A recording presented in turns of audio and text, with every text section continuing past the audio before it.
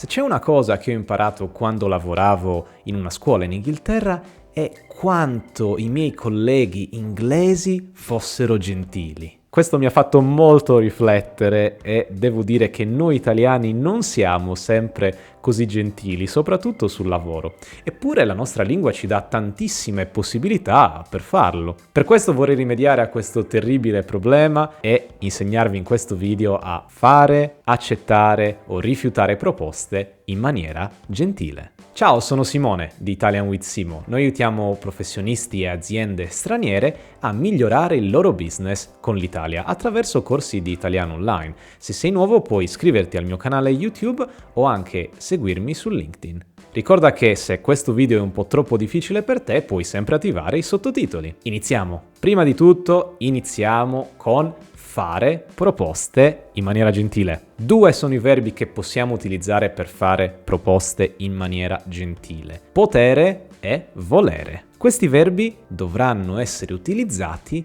al modo condizionale, che è un modo verbale che utilizziamo anche per fare delle richieste o delle proposte in maniera gentile. Iniziamo con qualche esempio. Direttore, forse potremmo fissare un appuntamento con il ragioniere la prossima settimana.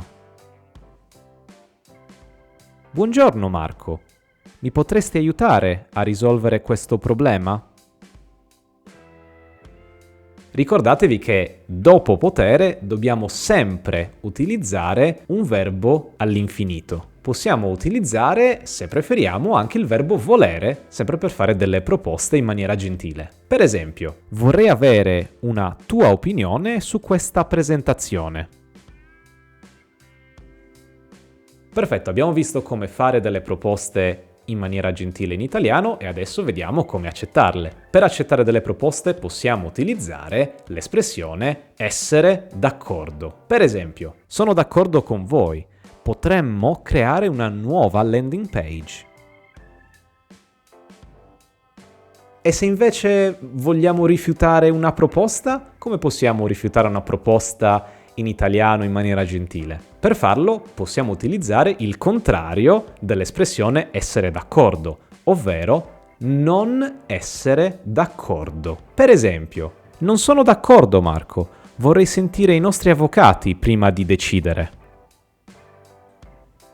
Perfetto, abbiamo visto come fare, accettare o rifiutare proposte in maniera gentile, proprio come i miei ex colleghi inglesi. E voi invece avete altre espressioni che utilizzate con i vostri colleghi in italiano per fare, rifiutare o accettare delle proposte? Scrivetemele nei commenti e sarò felice di darvi una mia opinione. Bene, spero che questo video vi sia piaciuto e ci vediamo per la prossima lezione. Ciao!